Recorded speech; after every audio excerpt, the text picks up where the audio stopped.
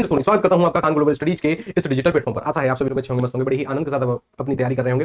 कैसे आप, कैसी आपकी तैयारी चल रही है, कमेंट के माध्यम से आप हमें बता सकते हैं। हमारे जो टेक्निकल महोदय हैं उनकी थोड़ी सी गलती के कारण क्लास 2 मिनट लेट है, कोई दिक्कत नहीं है, कल से शायद ये क्लास लेट नहीं होगी। और फिर हम बात करते हैं अपने टॉपिक के बारे में। चलिए देखिए, उससे पहले टॉपिक पर आने से पहले आप सभी को क्या बताना है कि क्या हमने हमारे दिन के टारगेट लिखे हैं। किसी भी दिन की शुरुआत से पहले अगर आपने उस दिन के टारगेट लिखे हैं, ये बहुत अच्छी बात है, बहुत अच्छी बात भी होती है और बहुत अच्छी आदत भी होती है, ठीक है ना। चलिए कि अगर किसी भी दिन की अगर आप शुरुआत कर रहे हैं, उस दिन का लक्ष्य पहले से अगर आपको पता है कि आज के दिन हमें करना क्या है, क्या प्राप्त करना है इस दिन से, कि आज अगर हम हिंदी पढ़ेंगे तो हिंदी में हम क्या पढ़ेंगे, आज अगर हम हिस्ट्री पढ़ेंगे तो हिस्ट्री में हम क्या पढ़ेंगे, आज अगर हिंदी पढ़ने वाले तो हिंदी में हम क्या पढ़ेंगे, आज अगर हम हिस्ट्री पढ़ेंगे तो हिस्ट्री में हम क्या पढ़ेंगे, ठीक है। आज अगर हम पॉलिटी पढ़ेंगे तो पॉलिटी में हम क्या पढ़ेंगे, हिस्ट्री पढ़ेंगे तो हिस्ट्री में क्या पढ़ेंगे। सर आज अगर करंट अफेयर पढ़ रहे हैं तो किस मंथ का करंट अफेयर, आज अगर पॉलिटी पढ़ेंगे तो पॉलिटी में क्या पढ़ेंगे। उसके साथ साथ अगर आज एनसीईआरटी पढ़ रहे हैं तो किस क्लास की एनसीईआरटी पढ़ रहे हैं। मिनिमम 8 से 9 घंटे के आपके टारगेट होने चाहिए किसी भी परीक्षा के लिए।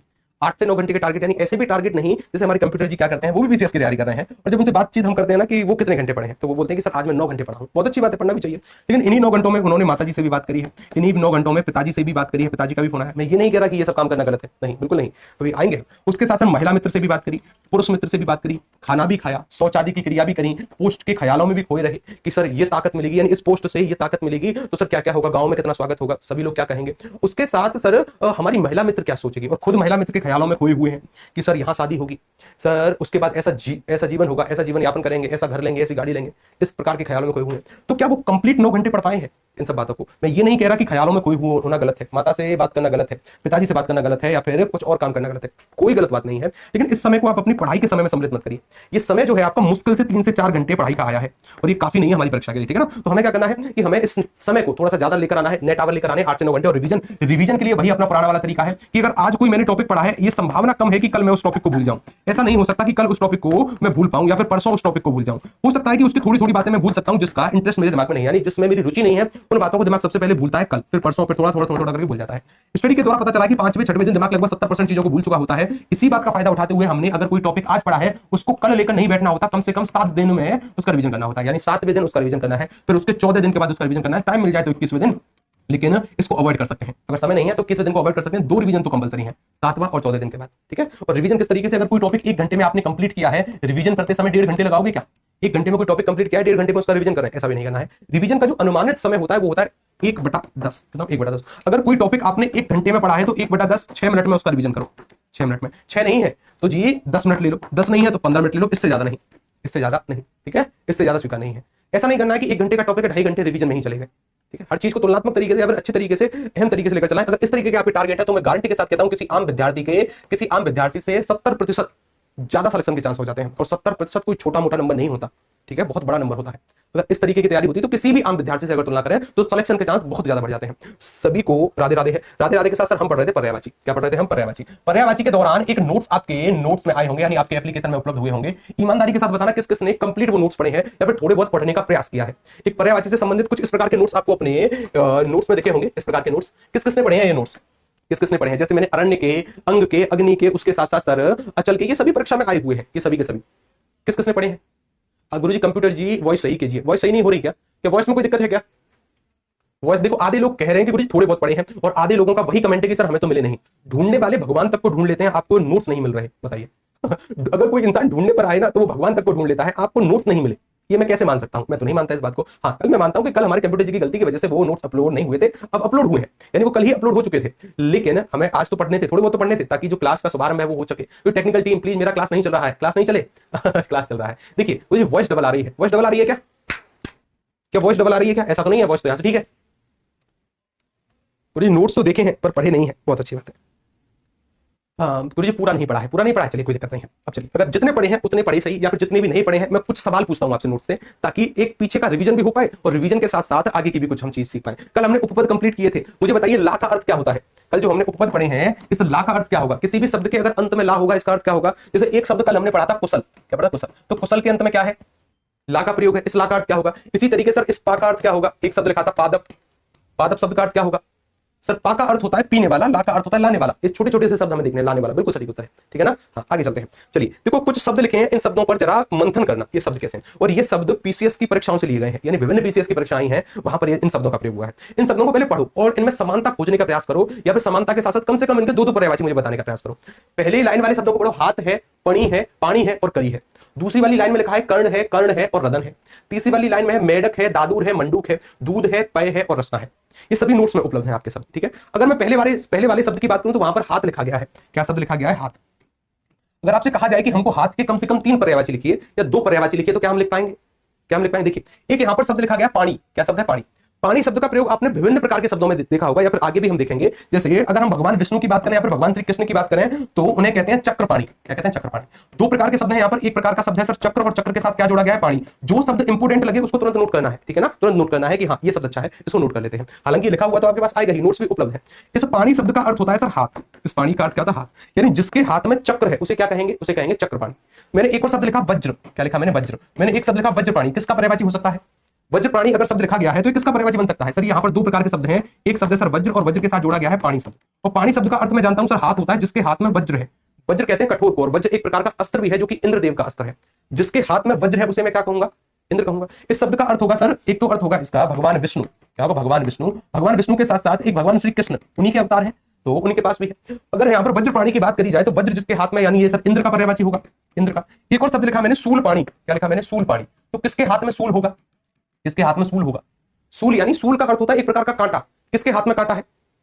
किसके हाथ में कांटा? तो कांटा है भगवान शिव के हाथ में और माता दुर्गा के हाथ में, यानी वो त्रिशूल है। त्रिशूल यानी एक ऐसा अस्त्र है उनके पास जिसके आगे 3 सूल लगे हुए हैं। एक ऐसा अस्त्र है जिसके आगे 3 सूल लगे हुए हैं, 3 कांटे लगे हुए हैं, उसे कहते हैं त्रिशूल, ठीक है ना? शिव जी के हाथ में और माता दुर्गा के हाथ में, आपने देखा होगा, दोनों का पर्यायवाची बनता है, ठीक है। अगर मैं कहूं वीणा पाणी, वीणा पाणी यानी किसके हाथ में वीणा है? माता सरस्वती का पर्यायवाची बनेगा।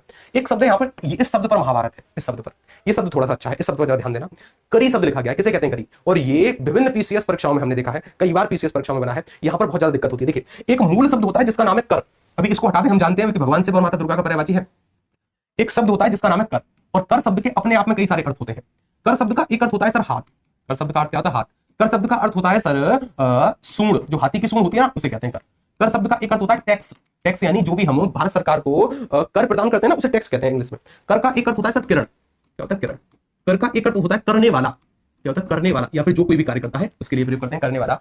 कर का एक अर्थ होता है हाथ हो गया, सूंड हो गया, टैक्स हो गया, करण हो गया, करने वाला हो गया। अस्मि, किरण के लिए भी प्रयोग कर देते हैं। ये सभी इसके अर्थ हैं। एक कॉन्सेप्ट हमारी हिंदी में है कि जहां पर ई प्रत्यय होता है ना, वो निहित के लिए प्रयोग होता है। अभी ये बात समझ नहीं आएगी, अब समझ में आएगी। मैंने एक शब्द लिखा सुरभि। एक शब्द लिखा मैंने सुरभि, और एक शब्द लिखा मैंने सुरभि। 2 शब्द लिखे। मैंने कहा जिस व्यक्ति के पास धन होता है, 2 शब्द लिखे। मैंने कहा जिस व्यक्ति के पास धन होता है उस व्यक्ति को कहते हैं धनी। क्या कहते हैं? धनी। जिस व्यक्ति के पास बल होता है उस व्यक्ति को क्या कहते हैं? उस व्यक्ति को कहते हैं बली। कहते हैं ना, जिस व्यक्ति के पास बल है। 2 शब्द लिखे। मैंने कहा जिस व्यक्ति के पास धन होता है उस व्यक्ति को कहते हैं धनी। क्या कहते हैं? धनी। जिस व्यक्ति के पास बल होता है उस व्यक्ति को क्या कहते हैं? उस व्यक्ति को कहते हैं बली। कहते हैं ना, जिस व्यक्ति के पास बल है। यानी जहां पर सर सुरभि, यानी इसका अर्थ क्या है? छोटी ई। छोटी, यहां पर सर बड़ी ई का प्रयोग है, यानी जिसमें भी सुरभि होगी उसको बड़ी वाली सुरभि कहेंगे इस नियम के अनुसार। जिसके पास धन है वो धनी होगा, जिसके पास बल है वो बली होगा। यहां पर देखने का प्रयास करिए। इस सुरभि शब्द का अर्थ होता है, एक इसका अर्थ होता है सुगंध। एक इसका अर्थ क्या होता है? सुगंध। और सुगंध के साथ एक इसका अर्थ होता है दूध। एक इसका अर्थ क्या होता है? दूध। तो यानी जिसके पास धन है वो धनी होगा, जिसके पास सुगंध है वो सुरभि होगा। सुगंध किसके पास है? सुगंध है सर एक तो पुष्प के पास है, यानी ये पुष्प का पर्यायवाची हो सकता है इस नियम के अनुसार, तो ये पुष्प का पर्यायवाची होता है। और पुराने जमानों में एक मान्यता थी कि हिरण की खाल से इत्र बनाते हैं, यानी हिरण की खाल से इत्र निर्माण होता था। हिरण में भी एक खास किस्म का हिरण होता है, कस्तूरी हिरण। मान्यता यह है कि उसकी नाभि के पास ना एक छोटी सी पोटली होती है, उस पोटली में इत्र भरा हुआ होता है, ये मान्यता है, ठीक है। तो कस्तूरी हिरण की खाल से या फिर उस पोटली से इत्र बनाते थे। कस्तूरी हिरण की नाभि में से सुगंध आती है उसी पोटली के कारण, तो यानी जिसमें से सुगंध आती है हिरण का भी पर्यायवाची होगा। हिरण की खाल से इत्र बनते थे। इसका एक अर्थ दूध होता है। तो सर किसके पास दूध है? गाय। सुरभि गाय को भी कहते हैं। सामान्यतः ये जो सुरभि शब्द है ज्यादातर गाय के लिए भी प्रयोग होता है, गाय के लिए ही होता है, लेकिन मूल इसके जो अर्थ होंगे ये सभी भी होंगे, ठीक है। चाहो तो आप स्तन का भी पर्यायवाची से बना सकते हो, कोई रोक टोक नहीं है, ठीक है। स्तन का पर्यायवाची। अगर हम यहां पर बात करें, यही कॉन्सेप्ट सर यहां पर लागू हुआ। ये कर शब्द है, कर शब्द में सर यहां पर करी लिखा गया है, बड़ी वाली करी नहीं है, बड़ी वाली करी नहीं है, लेकिन इसका अर्थ बड़ी वाली करी के ही समान है। इसका अर्थ क्या है? क्योंकि मूल शब्द ये है, इसका अर्थ क्या होगा? बड़ी वाली करी के ही समान। ज्यादा ध्यान देना कि मैंने कहा कर, जिसके पास हाथ है उसे कहते हैं करी, यानी किसके पास हाथ है? मनुष्य, यानी ये सर मनुष्य का पर्यायवाची बनेगा। जिसके पास हाथ है, जिसके पास धन है उसे धनी, जिसके पास बल है उसे बली, जिसके पास कर है उसे करी, यानी जिसके पास हाथ है उसे क्या कहेंगे? करी कहेंगे, मनुष्य का पर्यायवाची। जिसके पास सूंड है उसका पर्यायवाची बनेगा, उसका पर्यायवाची बनेगा, उसका पर्यायवाची बनेगा, ठीक है ना। उसका किसके पास सूंड है? गणेश जी के पास भी सूंड है, हाथी के पास भी सूंड है। ये जो शब्द है ना हमारा, ये शब्द प्रदर्शित कर रहा है दो व्यक्तियों को, एक तो या तो हाथी को या फिर मनुष्य को या फिर गणेश जी को, यानी जिसके पास सूंड है, ठीक है ना। तो यानी सर इन दोनों शब्दों की बात करें तो ये दोनों तो परस्पर एक दूसरे के पूरक है। यहां पर अगर करी की जगह कर शब्द लिखा हुआ था तब मैं कहता कि ये दोनों आपस में पर्यायवाची हैं, तीनों आपस में पर्यायवाची हैं, ऐसा तो नहीं है। इस शब्द का अर्थ पता चला, ये पीसीएस परीक्षाओं ने पूछा है, जो कि इंपोर्टेंट भी शब्द है, ठीक है। आगे चलते हैं। एक शब्द है सर कान, कान को सर मैं कर्ण कहता हूं, लेकिन रदन किसे कहा जाता है, दिमाग लगाओ। आपके ना कमेंट थोड़े से रुक गए हैं, क्या मैं रिफ्रेश कर दूं आपके कमेंटों को? कुछ विद्यार्थी कमेंट कर पा रहे हैं, मैं देख नहीं पा रहा, एक मिनट, ठीक है। चलिए हाँ जी, अब हम कर देते हैं, ये हो गए जी आपके कमेंट रिप्रेस, ये हो गए रिप्रेस। चलिए बहुत अच्छी बात है सर जी। टेक्निकल टीम से वीडियो का स्पीड में ऑप्शन दे दी, वीडियो में ऑप्शन मतलब स्पीड का ऑप्शन नहीं है, स्पीड का तो ऑप्शन होगा ही होगा, ठीक है, होगा ही होगा। पूरी तीत को कहते हैं रदन, हाँ बिल्कुल। दांतों को क्या कहते हैं? दांतों को कहते हैं सर रदन, दांत को। और दांत को सर हमने द्विज भी कहा था, जिसका 2 बार जन्म होता है, ठीक है ना, 2 बार जन्म होता है, द्विज भी कहा था। तीसरा वाला विकल्प पढ़ो। यहां पर क्या है कि सर मेढक है, दादुर है और मंडूक है, ये तीनों शब्द मेढक के पर्यायवाची हैं, ये तीनों एक दूसरे के पूरक हैं, याद रखिएगा। एक सवाल था शायद एमपीपीएससी का कि यहां पर मेढक के 2 पर्यायवाची लिखिए, एक सवाल था एमपीपीएससी में कि मेढक के 2 पर्यायवाची लिखिए। कई बार हम प्रयोग करते हैं कि कूप मंडूक होना यानी कुएं का मेढक होना, ठीक है। उसके साथ अगर मैं बात करूं दूध, दूध के लिए सर यहां पर एक पै शब्द का प्रयोग हुआ है, एक रसना शब्द का। रसना शब्द थोड़ा सा अच्छा है। रसना शब्द का अर्थ क्या होता है? जो रसा स्वादन करता हो, यानी जीव का पर्यायवाची बनेगा, ठीक है ना। रसना किसे कहते हैं? पुराने जमाने में एक चूरन सा आता था जिसको पानी में घोलकर हम पीते थे, जो कि ऑरेंज कलर का हुआ करता था, जो कि संतरे के समान लगता था, उसे रसना कहते थे। मैंने तो बहुत पिया है, घर में भी होता था हमारे, ठीक है ना। जो नाते रिश्तेदार आते थे उनके लिए भी रसना घोलकर हम प्रयोग किया करते थे, ठीक है ना। तो रसना शब्द का वास्तव में अर्थ क्या होता है? रसना शब्द का अर्थ होता है जीव, ठीक है। पै शब्द का अर्थ होता है जो पीने योग्य हो, पै शब्द का एक अर्थ दूध भी होता है, ठीक है। यहीं से एक और शब्द बनता है पयोधर। क्या शब्द बनता है? पयोधर, जो कि बीपीएससी ने पूछा है, पयोधर। पयोधर शब्द का अर्थ क्या होगा? पयोधर का अर्थ होता है सर जो पै को धारित किए हुए है, जिसमें पै निहित है। पयोधर एक तो कुछ लोग समुद्र का पर्यायवाची बताते हैं कि भाई जो पीने वाली वस्तु समुद्र में भी है, उसके साथ साथ ये स्तन का पर्यायवाची होता है। किसका? स्तन का। ये दूध जहां पर धारित है। ग्लूकॉन डी भी आई, अच्छा ग्लूकॉन। गुरुजी मैं वेस्ट बंगाल से हूं, मुझे देखिए आप वेस्ट बंगाल से हैं। अब देखो थोड़ी बहुत बेसिक नॉलेज, तो अब देखो मैं आपको हिंदी ग्रामर नहीं सिखा रहा हूं कि हिंदी ग्रामर क्या है, कि ये क्या है, ये क्या, बस केवल मैं शब्दों का अर्थ बताने का प्रयास कर रहा हूं कि ये शब्द किस किस को, ठीक है ना। चलिए आगे चले, ठीक है, आगे चलते हैं, आगे चलिएगा। एक और सवाल कि सर कई बार हमें ऐसे शब्द देखने को मिलते हैं, जैसे इन शब्दों पर विचार करिए, इनके कम से कम 3-3 पर्यायवाची लिखिए। यहां पर 4 हैं शब्द, इन चारों के 3-3 पर्यायवाची लिखिए। नोट्स अगर पढ़े होंगे तब तो उत्तर कर पाओगे, अगर नोट्स नहीं पढ़े हैं तब उत्तर नहीं होंगे।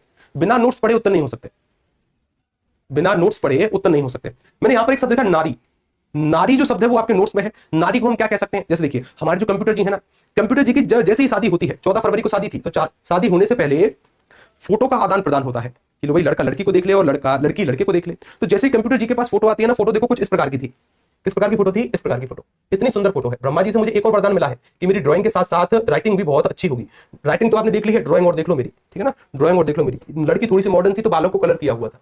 इस प्रकार की एक फोटो हमारे कंप्यूटर जी के पास आती है, और जैसे ही कंप्यूटर जी ने इस फोटो को देखा तो वो बोले कि सर इतनी सुंदर लड़की, इतनी सुंदर लड़की, अब तो जी यस एकदम शादी करनी है जी, मुझे एकदम शादी करनी है। यानी वो जो फोटो थी ना बहुत ही सुंदर लड़की थी।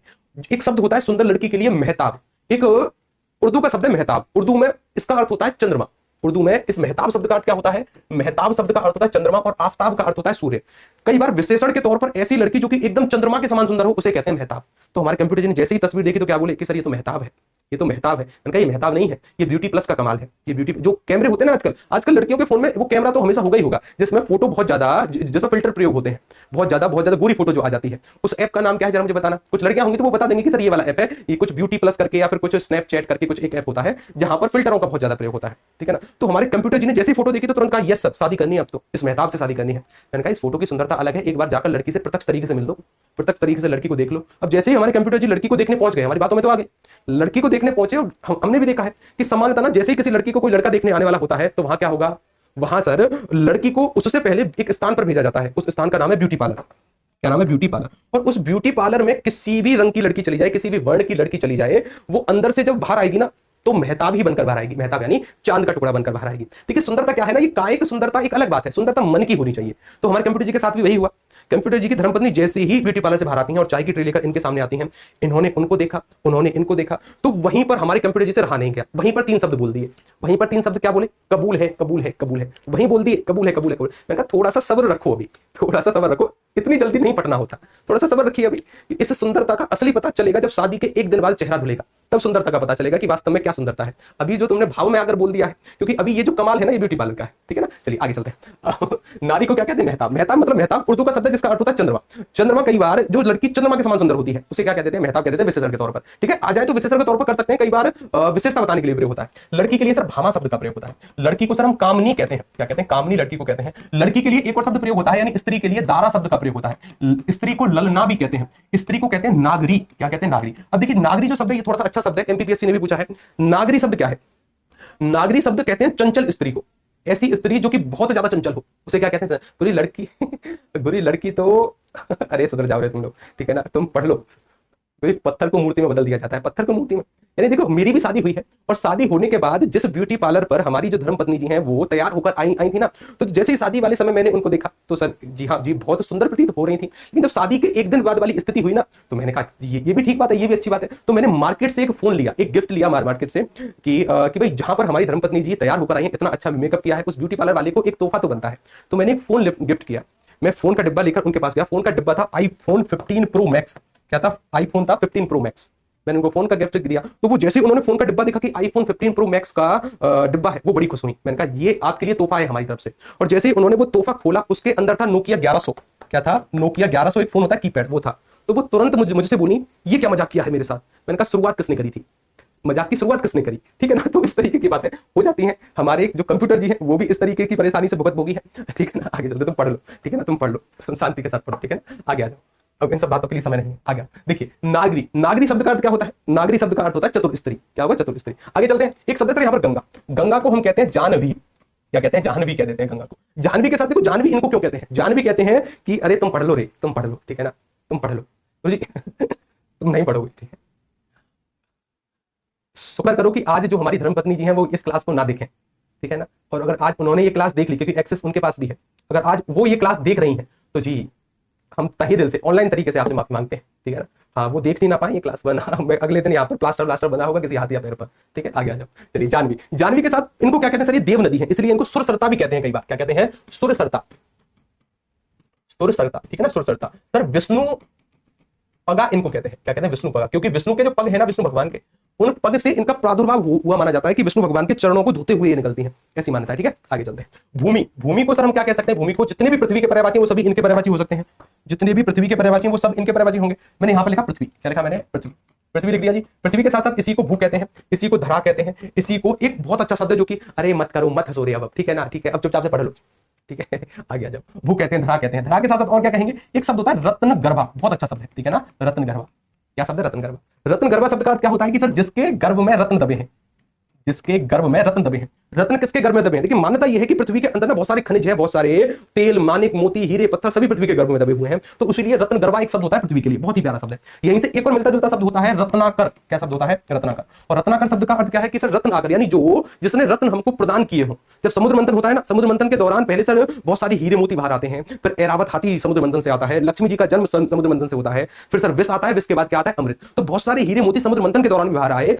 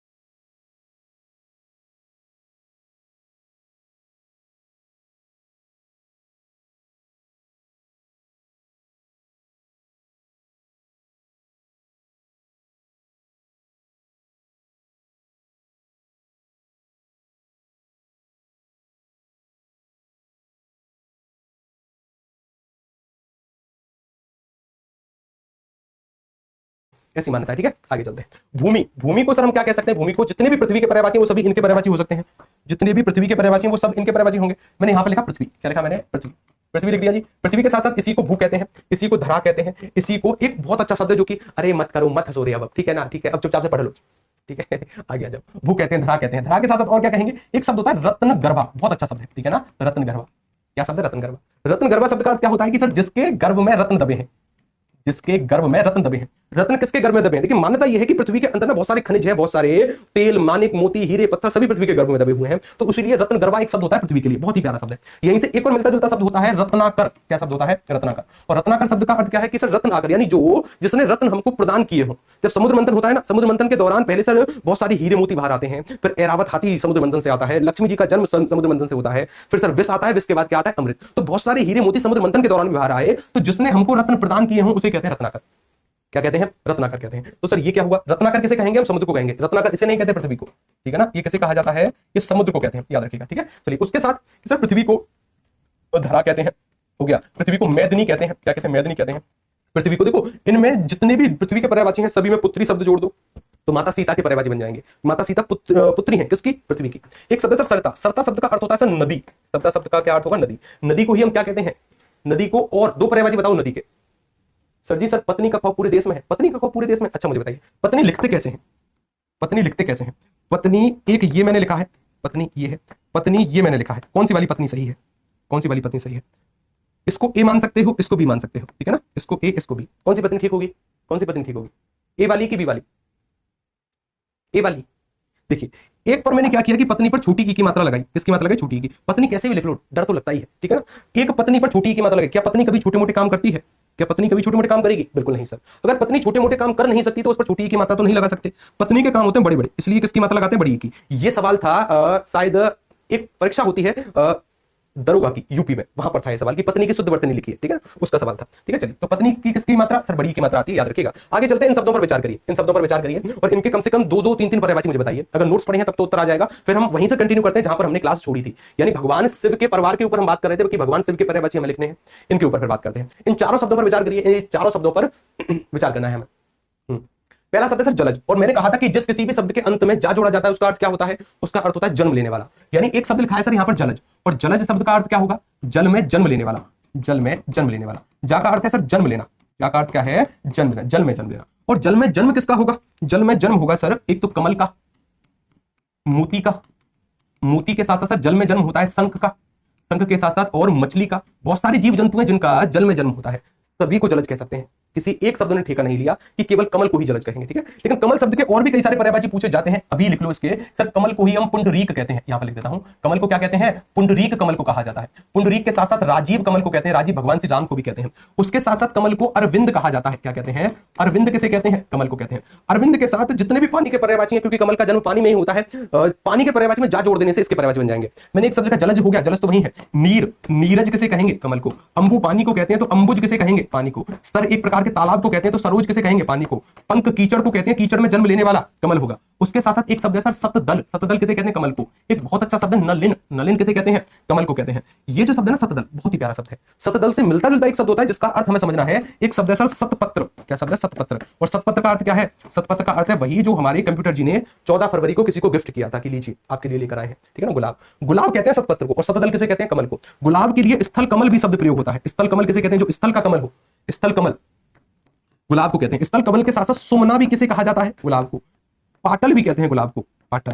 वंत पुष्प गुलाब को कहते हैं, वंत पुष्प, है ना। ये सभी गुलाब के पर्यायवाची हैं। एक एक शब्द इंपोर्टेंट है, ये सभी शब्द आ सकते हैं। जैसे पूछा कि बताइए सुमना, सुमना के दो अर्थ लिखिए या फिर दो पर्यायवाची लिखिए। क्या लिखोगे? ये सभी शब्द लिखने हैं। मैंने कहा कि मुझे कमल के पर्यायवाची बताइए, 3 कमल के पर्यायवाची लिखिए, ठीक है। नीरज शब्द का अर्थ क्या होगा? नीरज सर जो पानी में जन्म लेता है, इसका अर्थ क्या है? इसका अर्थ होगा कमल, और कमल के हमने पर्यायवाची लिख लिए। उसके साथ नीरव शब्द का अर्थ क्या है? नीरव शब्द का अर्थ है शांत।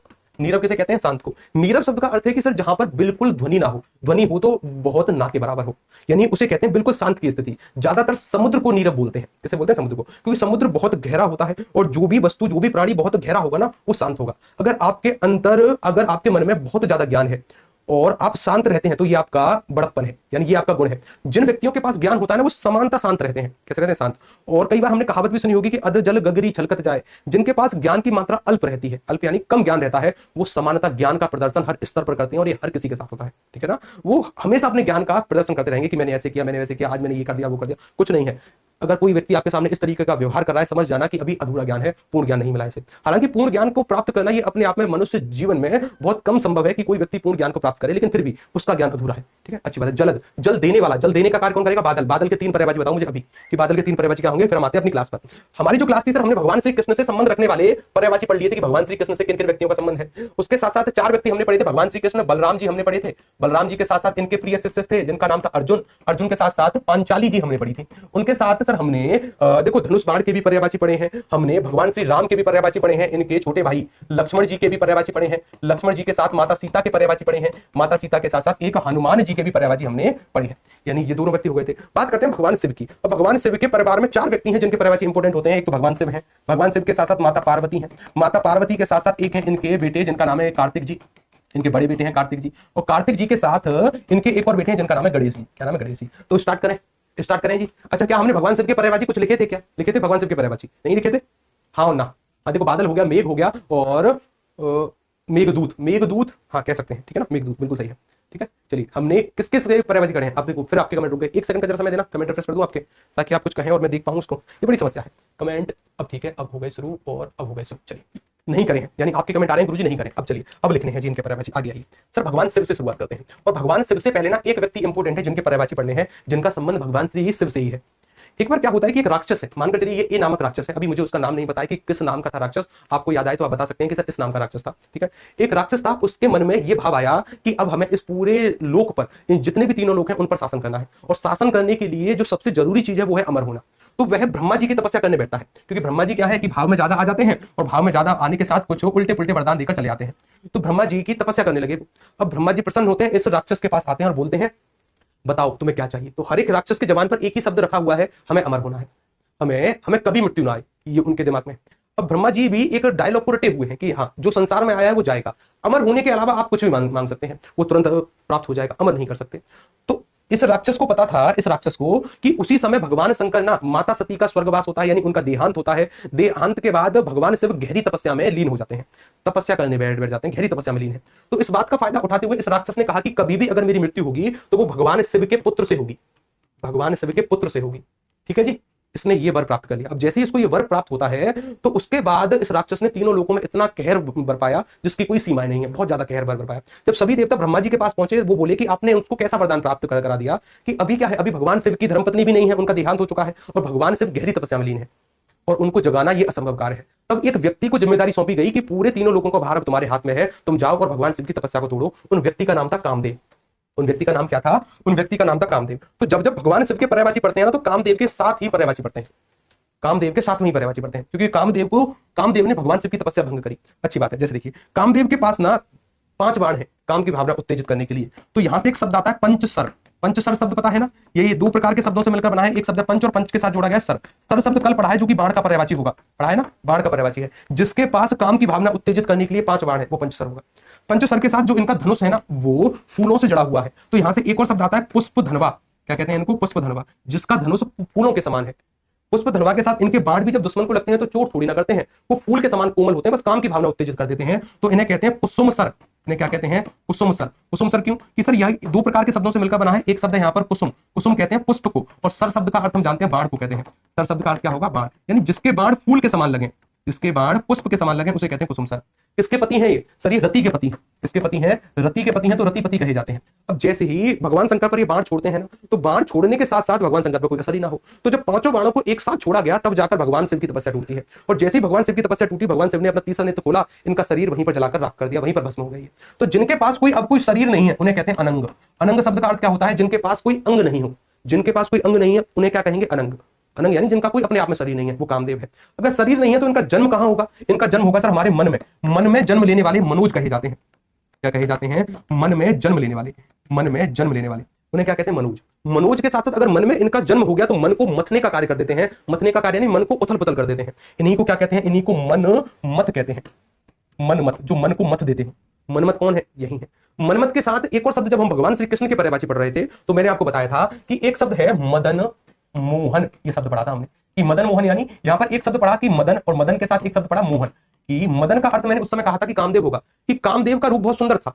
सुंदर होने के साथ साथ अगर कामदेव भी भगवान श्री कृष्ण को देख लें, जिस पर कामदेव भी मोहित हो जाए, वो भगवान श्री कृष्ण है, उन्हें कहते हैं मदन मोहन। तो मदन शब्द भी कई बार परीक्षा में देखने को मिला है कि मदन किसे कहेंगे, मदन भी कामदेव को कहा जाता है। किसे कहा जाता है, मदन, कामदेव को कहते हैं। मदन के साथ साथ एक शब्द है मार। अगर मन में काम की भावना उत्तेजित हो गई तो उस व्यक्ति का मरण। देखो काम कोई बुरी बात नहीं है, बुरा भाव नहीं है, लेकिन हद से ज्यादा बुरा भाव है, ठीक है ना। तो अगर किसी व्यक्ति के मन में काम की भावना ज्यादा जागृत हो जाए तो उसका मरण पक्का है, उसे कहते हैं मार। क्या कहते हैं, मार। मार किसे कहते हैं, कामदेव को। तो ये कुछ इंपोर्टेंट पर्यायवाची हैं कामदेव के, जो कि हमको नोट करने हैं। एक एक पर्यायवाची इंपोर्टेंट है, शब्द के अर्थ के साथ अब आपको पता है कि किसका अर्थ क्या होगा, ठीक है। अब आते हैं भगवान श्री कृष्ण के पास, भगवान शिव के पास। भगवान शिव किसके शत्रु हैं, काम के शत्रु हैं। कामदेव का शरीर जलाकर राख कर दिया। शत्रु के लिए एक शब्द हमने पढ़ा था, क्या पढ़ा था, अरि। तो यहां से मैं एक शब्द बना सकता हूं, इसको हटा दूं अभी के लिए, इसको हटा देते हैं। शत्रु के लिए एक शब्द पढ़ा था, अरि, तो यहां से मैं एक शब्द बना सकता हूं सर, कामारी। कामारी, कामारी शब्द कितने प्रकार के शब्दों से बना है, दो प्रकार के शब्दों से। काम के साथ अरि को जोड़ा गया है, और मैंने कहा था कि ये जो अरि शब्द होगा बहुत काम आएगा आगे। अरि का अर्थ होता है शत्रु, यानी जो काम का शत्रु हो उसे कौन कहेंगे, कामारी। यहीं से एक और शब्द पढ़ा था मुरारी, जो मुर नामक राक्षस का शत्रु हो, भगवान श्री कृष्ण। मैंने एक शब्द लिखा मृग, और मृग के साथ मैंने अरि को जोड़ा, मृग के साथ मैंने अरि को जोड़ा, यानी मृग यहां पर इसका अर्थ है हिरण। जो हिरण का शत्रु होगा एक शब्द निकल कर आएगा मृगारी। मृगारी कौन होगा, सिंह का पर्यायवाची होगा। किसका पर्यायवाची, सिंह का, ठीक है। हाँ चलिए आगे चले, कामारी हो गया। कामारी के साथ साथ सर इनको ना बहुत ज्यादा गुस्सा भी आता है, बहुत ज्यादा गुस्सा आता है। तो गुस्से के प्रतीक के कारण इन्हें रुद्र का अवतार मानते हैं, यानी ये ही रुद्र है। रुद्र बोलते हैं इनको, क्या बोलते हैं, रुद्र। क्या बोलते हैं, रुद्र कहते हैं इनको। रुद्र के साथ साथ कल एक और शब्द पढ़ा था, आशुतोष। इस शब्द पर स्टार लगाना। इस शब्द को आपको ना मैं किसी ना किसी परीक्षा में, तो या तो पीसीएस में या फिर यूपीएससी में जरूर दिखाऊंगा। एक शब्द है आशुतोष। आशुतोष, हम जानते हैं कि आशुतोष शब्द का अर्थ क्या है, भगवान शिव को कहते हैं। लेकिन दो प्रकार के शब्द हैं यहाँ पर, एक शब्द है सर आशु, और आशु के साथ क्या जोड़ा जा रहा है, तोष शब्द। आशु शब्द का पहले भी अर्थ पढ़ चुके हैं सर, शीघ्र इसका अर्थ होता है, क्या होता है, शीघ्र के लिए प्रयोग होता है। और तोष शब्द का अर्थ होता है प्रसन्न होना, प्रसन्न करना। जो शीघ्रता से प्रसन्न हो जाता हो उसे क्या कहते हैं, उसे कहते हैं आशुतोष। शीघ्रता से प्रसन्न कौन होते हैं, भगवान शंकर होते हैं, इसीलिए तो भोले हैं, इसीलिए तो भोलेनाथ कहते हैं इनको। गुरुजी अभी तक समझ में नहीं आया कि ऐसा नोट क्यों कर, क्या है, अभी तक समझ में नहीं आया है कि ऐसा नोट करूं कि नहीं। ये भी ठीक है ना। जिस तरीके से आप समझ पाए ना उस तरीके से सभी को नोट करने, ठीक है ना। ये एक अभी तक तो ना हमने यही शब्द पढ़े हैं, इनसे बहुत सारे शब्द बनेंगे। शब्द सीमित हैं, शब्द अगर हमारी हिंदी की बात करें तो 2 लाख से अधिक ही शब्द हैं, लेकिन अभी हिंदी भाषा के अनुसार तो सीमित ही हैं। उनमें से सभी शब्द थोड़ी ना पूछे जाते हैं, इन्हीं से आगे चलकर शब्द बनते हैं, इन्हीं से आगे चलकर शब्द बनेंगे। और जहां पर ये शब्द आएंगे तो उनका अर्थ हम कम से कम ले पाए, इसके लिए एज इट इज बिल्कुल ऐसे लिखने हैं कि आंसू का अर्थ शीघ्र होगा, तो उस प्रसन्न को कहते हैं। जो महिलाएं 16 सोमवार का व्रत रखती हैं ना, किसको प्रसन्न करने के लिए, भगवान शंकर को प्रसन्न करने के लिए। क्यों, क्योंकि उनको वर मिले। वर का अर्थ क्या होता है, वरदान। और पति शब्द का अर्थ क्या होता है, रक्षक।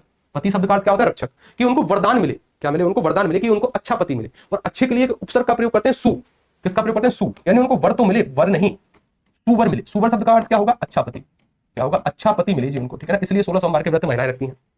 लेकिन दिक्कत यह है कि आपने तो 16 सोमवार के व्रत रख लिए, आपको तो अच्छा पति मिलेगा। लेकिन चीज अगर यहां पर दिक्कत क्या हो जाती है, अगर उस लड़के ने भी 16 सोमवार के व्रत रख लिए तो फिर आपका मिलना उसे फिर नहीं हो पाएगा, ठीक है ना। महादेव कह लो सर, इनके गले में ना विष है, विष के कारण इनका गला नीला हो गया है, नीलकंठ इन्हें कहते हैं। क्या कहते हैं, नीलकंठ इन्हें। अब देखो मुझसे ज्यादा पर्यायवाची तो भगवान शिव के आपको पता होंगे, मुझसे ज्यादा तो आपको पता होंगे। महेश इनको कहते हैं।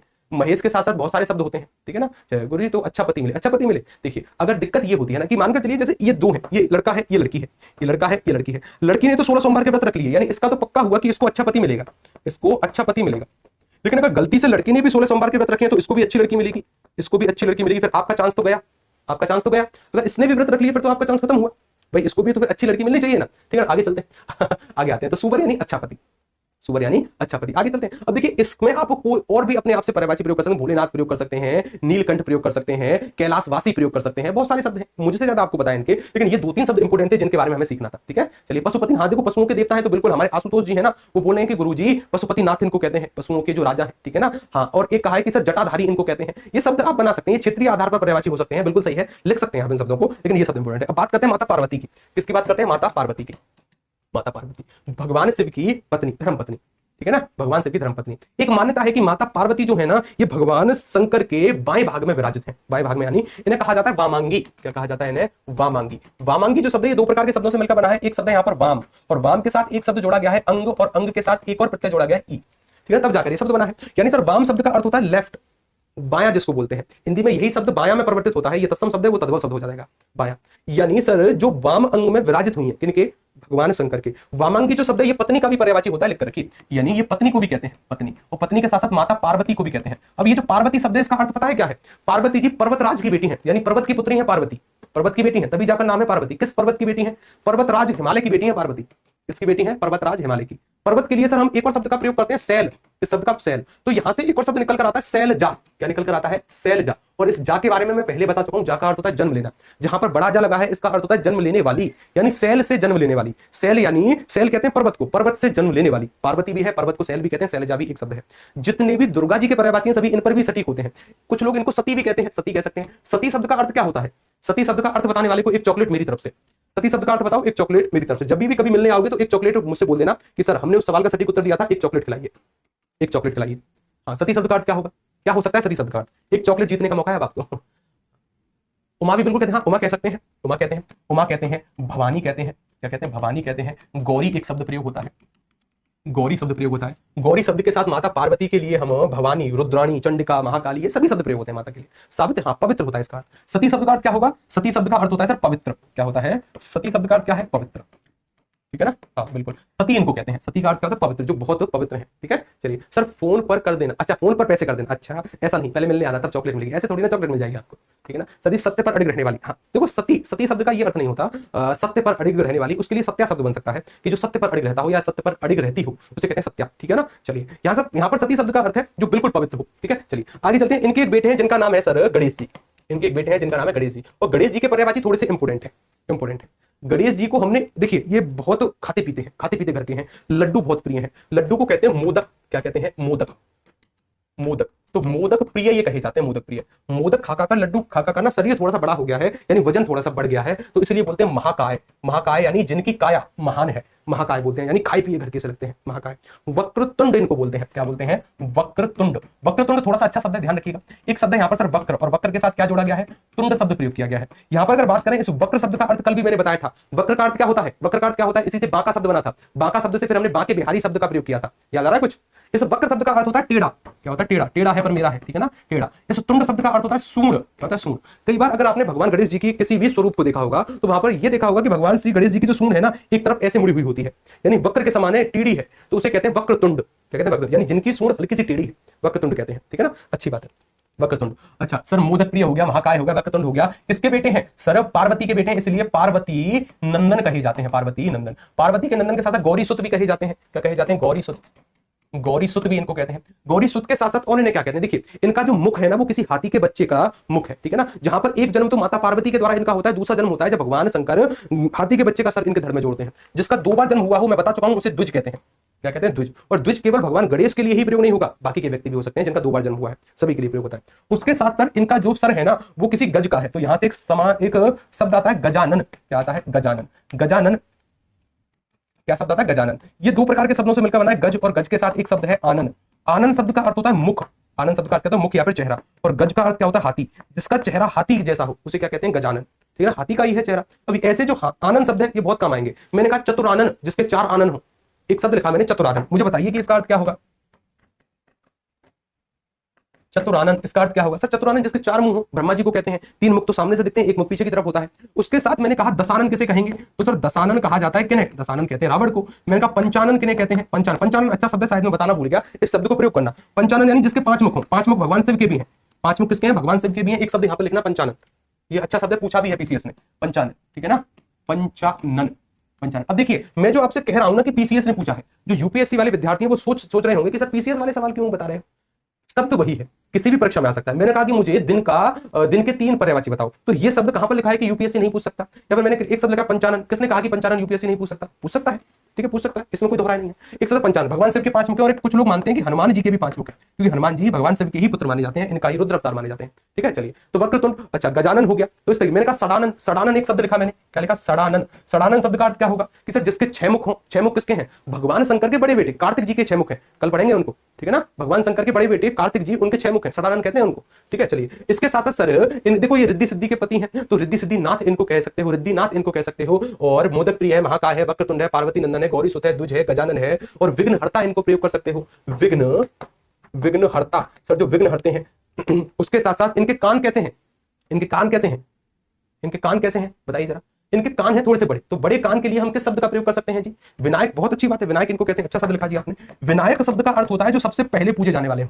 विनायक का अर्थ क्या होता है? जो सबसे पहले पूजे जाने वाले हो। ठीक है ना? हाँ गुरु जी, आपकी बातें कैसी हैं? आपकी बत्तियां कैसी हैं? आपकी बिटिया कैसी? अच्छा बिटिया, मेरी बिटिया बहुत अच्छी है, अभी तो 8 महीने की हो चुकी है, बहुत स्वस्थ है। प्रदीप जी कह रहे हैं गुरुजी बिटिया कैसी? बहुत अच्छी बिटिया है, ठीक है ना, स्वस्थ है अभी तो, ठीक है। चलिए फिर मिलते हैं कल वाली क्लास में, तब तक के लिए नमस्कार, राधे राधे, हंसते रहिए, पढ़ते रहिए, मुस्कुराते रहिए। कल की क्लास में बात करेंगे। और ये नोट्स मैं फिर कह रहा हूं कि मैं परसों इसका टेस्ट लूंगा आपका, ठीक है, परसों टेस्ट लूंगा। शब्द बहुत हैं और सभी शब्द को करा पाना संभव नहीं है 1 घंटे में, ठीक है।